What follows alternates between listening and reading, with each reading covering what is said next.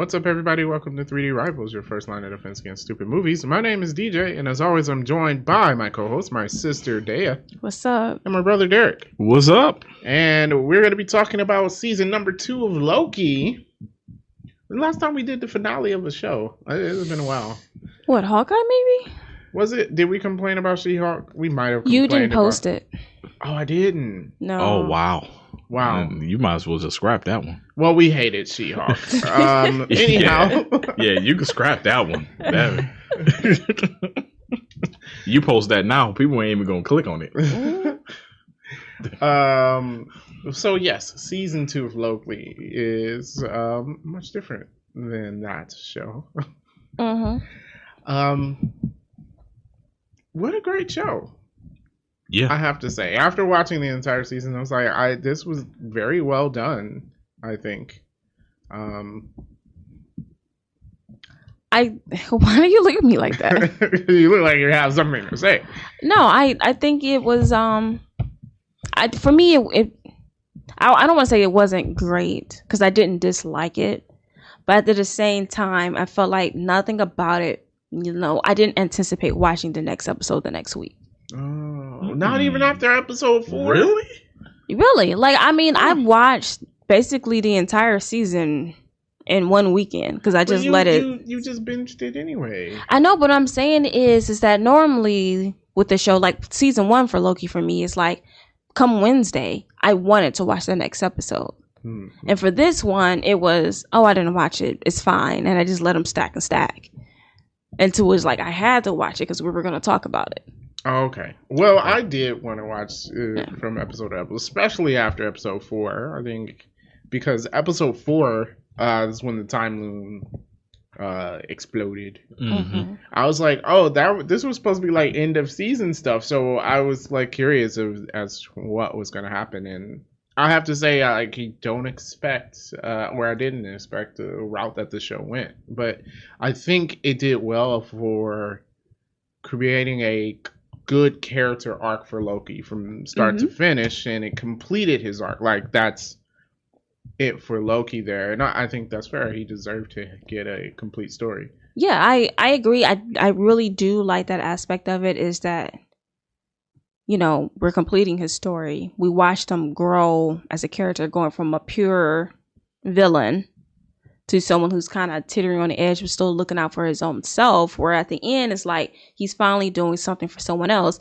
and still at the same time getting the throne that he always seeked, even though it's a completely different purpose. Yeah, I was like, that was interesting. What was interesting, because in the last episode, which I guess is the majority of what we're going to be talking about here. Yeah. He mentioned, he's like, I don't want the throne. And then the episode beforehand, he mentioned that, like, basically what he wanted was his friends. Like, he came to the TVA. Somehow he made this relationship with these people, and he began to realize that was more than, what he used to go for, which was pretty much selfish. I want to rule. He was always like, I'm going to rule something. Which probably is Odin's fault. Yeah, Odin wasn't a great father. Yeah. Good old Odin. Yeah. And then at the end, he had to sacrifice that relationship with his friends. And he gets a throne, but I thought it was a great quote from Morbius, where it was like, purpose is usually more burden than glory. And so now he has to take the throne, but it is a burden, right? Because no one knows what he's doing. Yeah. Yep. Right. So it's like, he has the burden of having all of that stuff together, but at the same time, it's like no one's gonna know that Loki's the one doing it. Yeah. Right. He gets no honor or no praise for doing it, which is his sole purpose from the Thor movie. That was all he wanted. Yeah. Yeah, the honor and praise. I could see Loki in Thor Ragnarok when he comes off the ship. Your savior is here. That's him. Yeah. It's like, just all the praise and stuff. But this is a humble act that he did, right? Yeah. Yeah. So there's a lot of speculation about what he is representing here. A lot of people said, "Oh, he becomes the god of stories." I did not know what that was. I still do not. And I was gonna look it up, but then I was like, I don't care. I didn't know what that was either. Apparently, there was a comic run where Loki does become the god of stories, and he's inside the tree thing. No. Okay. No. This is new for the MCU, the whole tree. I did think that was cool. That like him doing the timeline, now it looks like the world tree. Yeah. Which is like, that's a cool little yeah, because that's what they talk about in Thor. Yeah. That's where the 9 realms exist off the tree. Yeah. So, yeah. So, but no, that's not what it was in the comics. Okay. However, Comics Explained, and I'm giving him a shout out because this is his idea, not mine. Rob from Comics Explained mentioned that he doesn't think it is the God of Stories, but instead he's representing a character named Atlas. Okay. And Atlas's job in the comics is to maintain the multiverse. Okay. And like that's what he does. The God of Stories changes stories, and that's not what Loki is doing. Right, here. He's not changing anything. Yeah, he is maintaining all of the timelines, which essentially is exactly what Atlas does. That makes sense to me. Yeah, so I was like, I think I agree with his theory more. Yeah, more so that to me that makes more sense. Yeah. In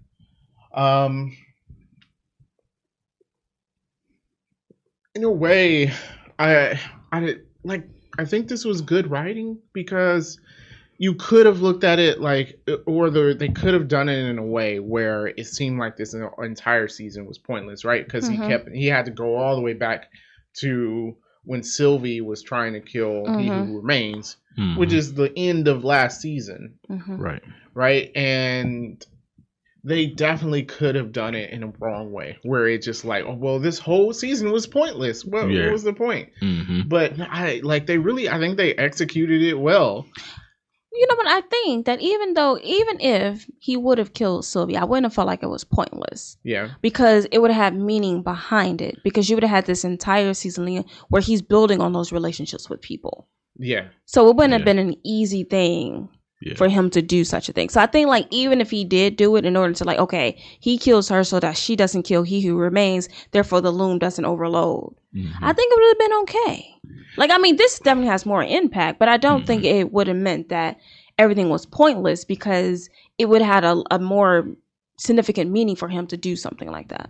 Yeah. And I agree with you on that. And I think that's where the writing was good in this because even though at the end we had that time travel shenanigans, which, everything still mattered because what happened this season changed Loki, right? Yes. It affected who Loki was. So, like you said, even if he did go back and kill Sylvie, and so technically none of this happened, it still happened to him, and it still had a real effect. Yes. Yeah. And I felt like, and we talked about this with other shows, other movies, like we felt and cared about what happened to Loki. Yeah. I felt like for me, I would have understood if he would have killed Sylvie. I really wouldn't have cared if Sylvie died. I'm gonna be honest. But I feel her character. Like it's like rapport was there. They did build up on her character. And we're going to talk about this later about another MCU. But it's like you cared about the characters in this somewhat. Like, okay, I cared about Morbius. I wouldn't say like I cared about Winslayer, but I wanted to see the results of like, okay, what's going to happen to her. No, I don't think they did much with Winslayer. Yeah, it just kind of just ended. Like, honestly, at the last episode, I was like, oh yeah, what happened to her? Right. Yeah. That's what I thought of. And then when they showed it at the end, I was just like, I don't know what this means. Yeah. Like, I guess she's going to show up again. Yeah. But at the same time, even that one episode was just like a lot of her in it. I think that was 3. I didn't really get I didn't get much out of it. Yeah. And I think they had to do something with her character, but like the season didn't have much to do with her. No, it the didn't. Fact that she murdered a bunch of people. Yeah. And I'm like, okay, but like, yeah. Well, because it's like, well, since he who remains doesn't need her anymore, there's no point of her character. Well, I guess her actions gave Loki the opportunity to prune himself. Right. Yeah. And it's like we actually got like a hero's dilemma that we actually cared about. Like, I cared about whatever choice that he was going to make. I didn't know what he was going to make, but it's just like I cared about what he was going to decide to do in the results of. And I'm like, we have watched plenty of stuff where it's just like it gets to the point like I don't care, because I don't care about this character. I don't care how it ends, because I'm like I'm ready for it to be over by this time. So, and it's just like I didn't have that feeling with watching Loki. Well, you were left with him having no good choices to Right. choose from, right? Mhm. Either you let He Who Remains die, and well, technically he could have let the loom blow up and reset. But the whole problem is, which in a way I'm just like, is that all of the other timelines end, which means all of the timelines with all of those people on it ends. Yeah. Mhm. And it's the concept of like, well, these are people living their lives. Yeah. Mhm. So you're talking billions of people who would just die, and then that just leaves the sacred timeline. Right. So, Which, yeah. I mean, he could have done it, messed up. That's why I was like, it's no Mhm. good choice. Or you could kill Sylvie, Mm-hmm. but then that still leaves He Who Remains in charge, which is also kind of trash. Mhm. Mm-hmm. You know, because it's not like he's taking care of the timeline out of any, virtuous any virtuous reason. Yeah. He's doing it just so no other Kang variants pop up. Yeah. So, That's a pretty dope failsafe though. Oh yeah. And it's just like if it explodes, it all comes back to me, basically. yeah. So, yeah. So he chose to do it himself. Yeah, well, because the last thing he does, he go back and talk to Sylvie. She's like, it's better to die, fighting for something. Yeah. So saying like, if you let He Who Remains die, he was saying that it will create a multiversal war and then everyone dies. And so that was also the other dilemma. Mhm. Loki's like, well, do the time tree, life tree thing or whatever. And if the war does start, then everyone has a fighting chance. Yeah.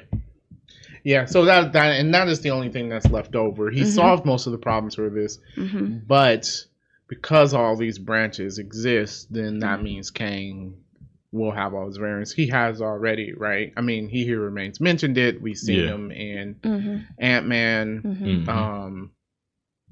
And we saw a new variant. Well, I guess Timely was He Who Remains. I mean, I guess technically he is. Well, not any Kang variant would count the aura thing. Yeah. So it didn't matter. So we saw another variant in Victor Timely. Yeah, I felt like Victor Timely was one of the few variants that don't turn evil at the end. Kind of. Well, I'm gonna say yeah, because remember they showed him as a kid. He doesn't get the book, which means he never creates all that. So he's just a person that exists. Yeah. That's true. So he did still exist. Right, because since you got rid of Renslayer, there's no one to deliver him the book. Yeah. All the characters on here most of them I think were really interesting. OB especially. I was like, that was a good acting choice. Of choosing him. Yep, definitely. Yeah. He did a great job. Yeah. And I like Jonathan Major has range. You would have thought there was two different people if you didn't look at him. Because how he played Victor Timely and then how he plays He Who Remains. And it's if you have seen him in another movie, it's that's a different person. He has good acting range. He does. He does. We just wonder if we'll see more of him or not. That's the question. I think the trial's on now. I don't know. That's a sad situation. I wish people would just, behave themselves. Yeah. But that dialogue between him and Loki, though, like, that was... I thought that was spot on. Mm-hmm. He was like, so you mean to tell me you haven't figured out how to pause time? No, what I liked about that conversation was when the act was up for He Who Remains. Mm-hmm. And Loki, Loki's like, it's not the first time we had this conversation. And he just pretty much drops all of his acts and stuff, and he's like, okay, so, what's up? And they told him that it was a scaling issue, and he's like, oh, he told you it was a scaling. No, it's not. And and it was just such a change. And like you said, I thought that was some really good acting, in there. In the dynamic. I think that's a real interesting part about the Loki TV show is a lot of what's great about it doesn't come from action or anything. Yeah, it is good chemistry. Yeah, purely character driven. Yes. And interesting because last season, the last episode got so much praise, and pretty much it was just Jonathan Majors talking for the entire episode. Right? Yeah. And I think that's this show.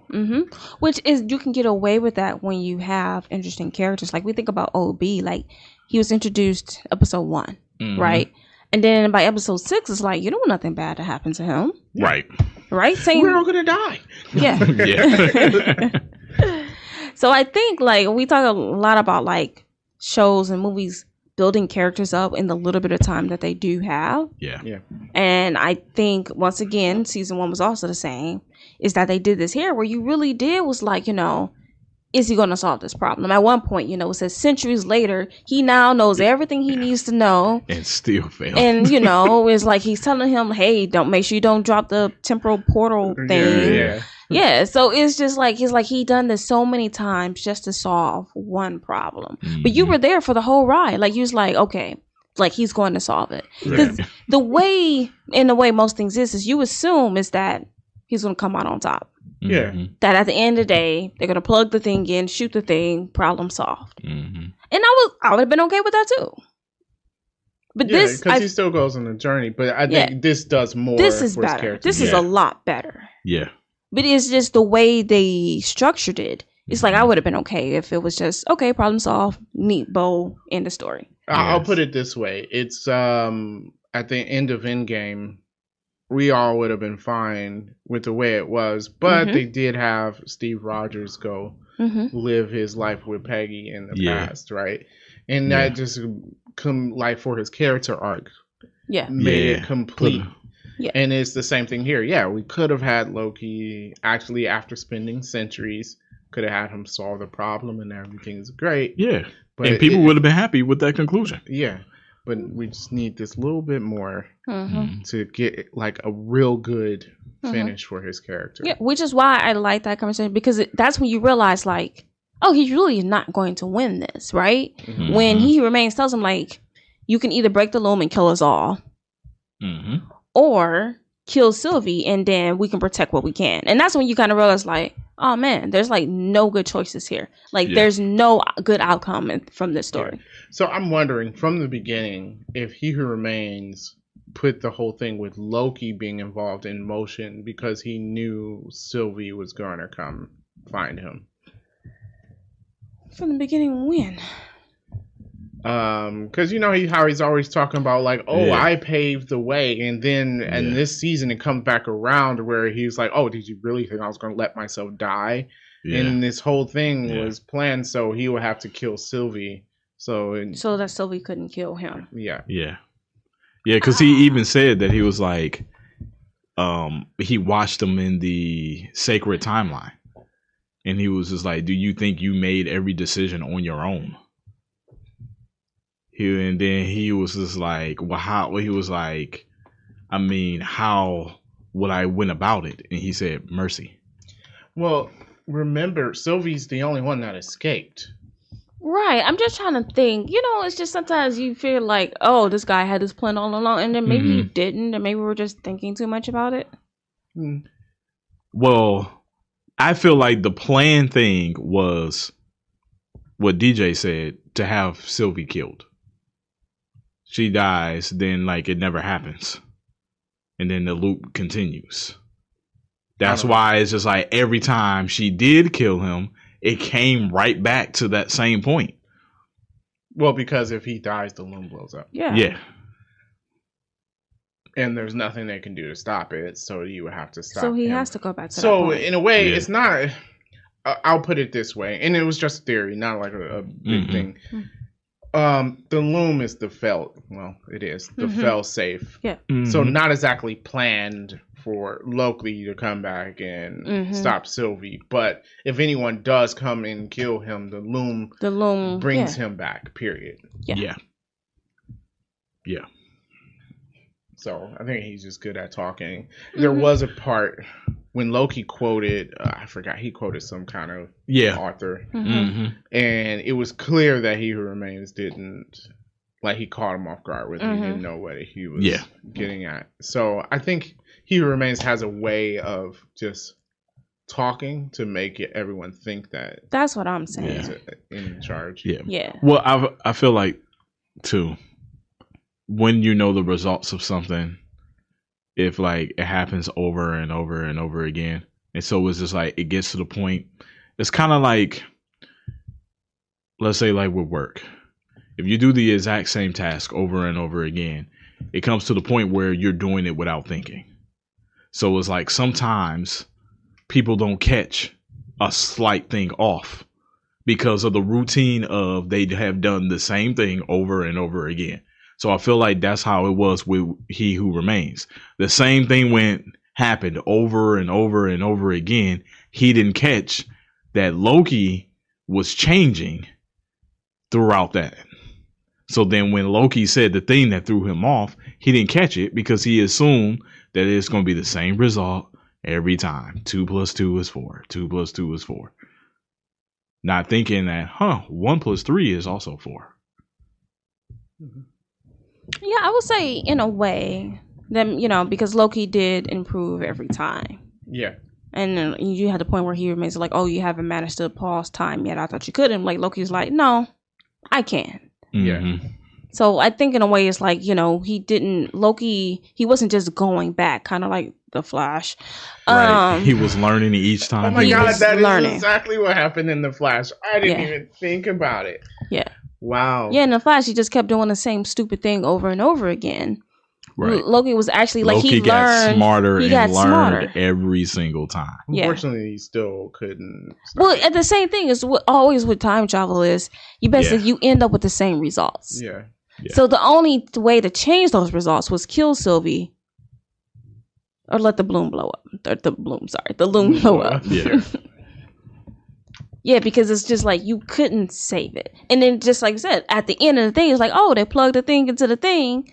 And then it was just like, nah, that didn't change it. It didn't work. Yeah. Yep. And I feel like that's what He Who Remains didn't count on. Because this is the one thing that what he was explaining about how he has seen Loki through all this time. Loki never sacrificed himself. Ever. Well, how could he? Right. Oh, yeah. No, it's just saying like because it brings up like in episode 2 when he was just like, you're a villain. You will always be a villain. What was that? B5 or whatever his name was? X5. Yeah. It was like, you were a villain. You will always be. So it was just like, I feel like He Who Remains never counted on Loki to sacrifice himself. Because Loki is selfish. It's because he is selfish. Yeah. Fair enough. Yeah. So, I mean, all that said, I do hope that this is the end and that Disney doesn't get enticed by this being successful. Yeah. Right. Because it's like, how can you make a season 3 out of this? There should be no season 3. No. If they're talk about continuing. If you continue the story, it has to be without Loki. So it can't be a Loki show. You can come out with a TVA show or something like that. Then I don't want it. I mean, yeah, I know. I'm saying if they wanted to continue the story, but you have to leave Loki where he is. Yeah, I think what I'm saying is just you finished on top, keep it that way. Yeah. Don't just go like, oh, look, this thing made a lot of money. People liked it. Yeah. Just make more character shows. I mean, they might. Yeah, Echo let's not fall into the trap of having a sequel to a movie that came out 20 years ago. Yeah, well, yeah. I mean, don't have a sequel just for the sake of having a sequel. Yeah, just because it was good. Yeah, well, the story writer said this was it. Okay. Yeah, but then I heard some rumors about a season 3 too. Like he said that. And then there was also rumors about studios are good of we're going to make a sequel anyway without the original writer. Yeah, so it would have to be after Secret Wars. And something in Secret Wars lets Loki, true, gives him the freedom not to be there. It shouldn't happen. Just don't. It shouldn't. Just honestly, this ends. We don't need to talk about it ever again. Yeah, it's done. Yeah. So it's a great send off. They should have gave Thor a send off in Endgame. But they already wanted to do the 4th movie. True. They had that decided before Endgame. Well, they shouldn't have. Well, who knew that they were going to screw it up so much?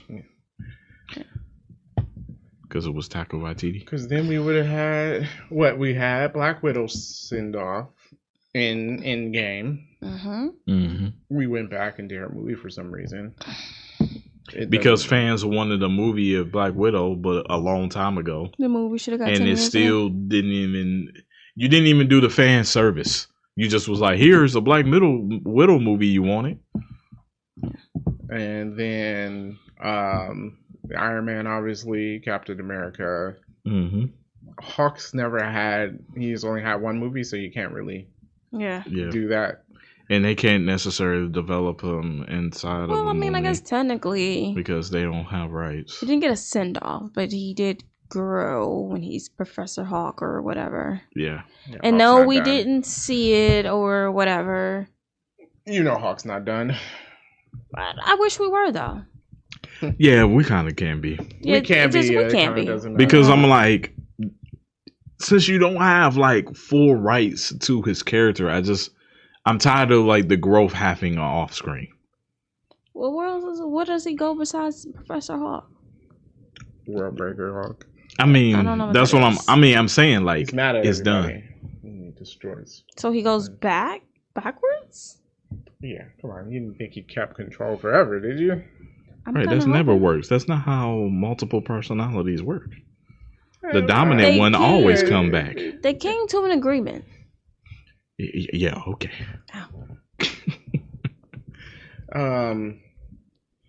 Yeah. So, I agree with you. Let's close this off. We should have closed all the original 6. Yes. Hawkeye had his in the show, which I was fine with. It was a good end for his character. Yeah. It should be. Yeah. Yeah, I feel like the show was a decent send-off for Hawkeye. Yeah. He should be retired now, right? Yes, we should not see any more of Clinton Barton. All right. I don't know. I don't have much else to say about it. Oh, I have one random fact for you guys. Okay. Random show fact. So Mobius is going to be in Deadpool 3. Did y'all know that? Yes. I didn't. Yeah. I did know. You did? Oh, that's interesting. Yeah. Especially, because Deadpool is multiverse hopping. Yes. Meaning the TVA is going to be. Oh, yeah. I mean, y'all didn't know that? The TVA is going to be in Deadpool 3. That's actually dope. Why would I know that? To be honest. Yeah. So yes. The TVA is in Hulk. There's a thing Deadpool you get to 3. look forward to, which I guess the movie got pushed back. See, I'm fine with because stuff like of that. writing. Don't do a TVA. They weren't done writing. I don't care. Oh, yeah, the strike.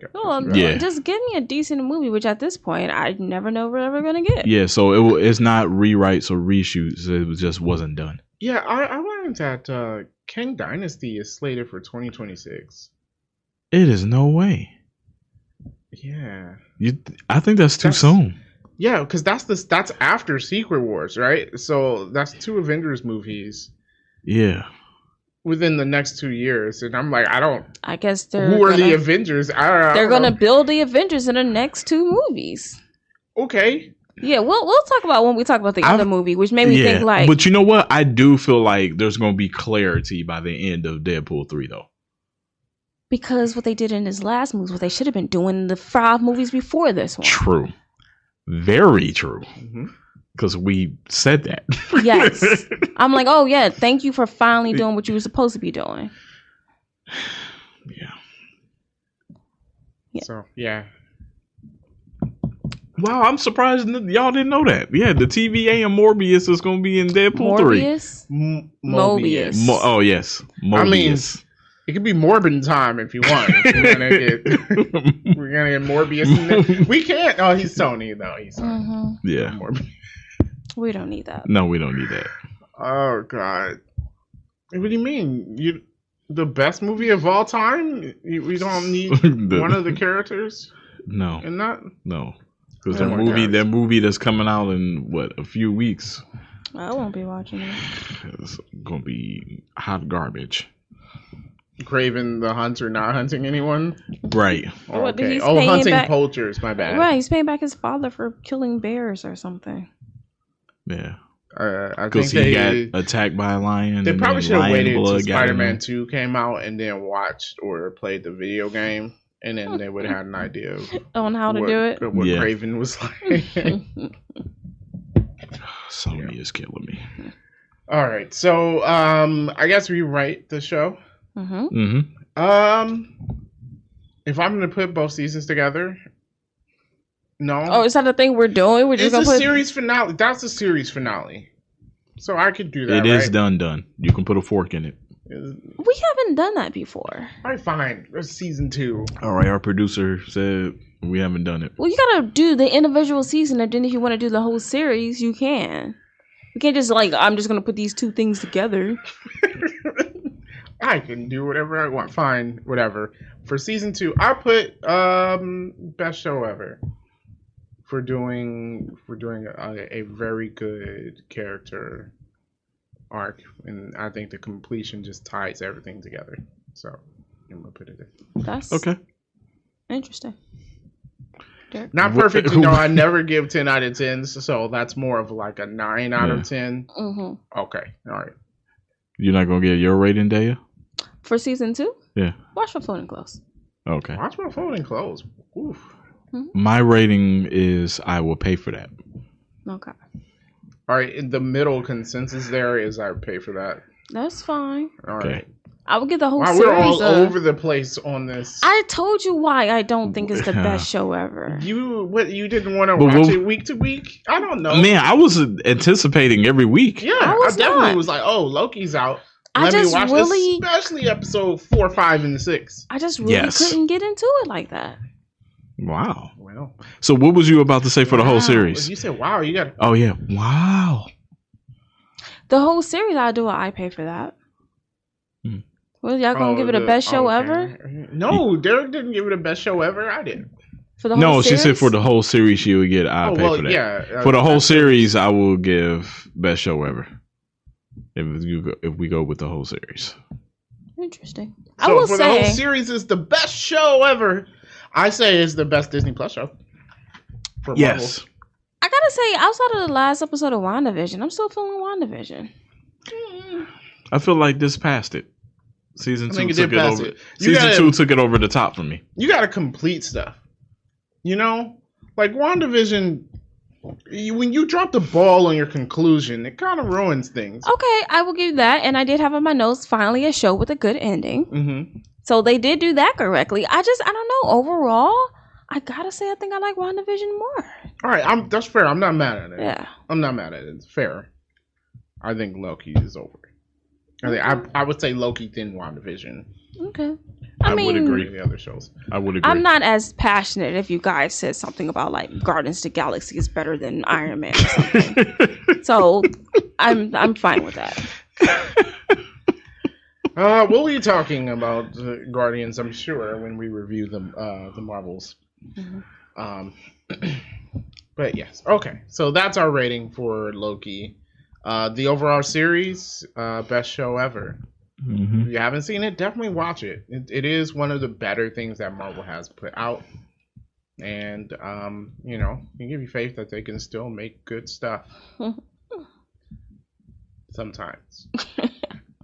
So, with that being said, have you watched Loki? What did you think about it? Let us know.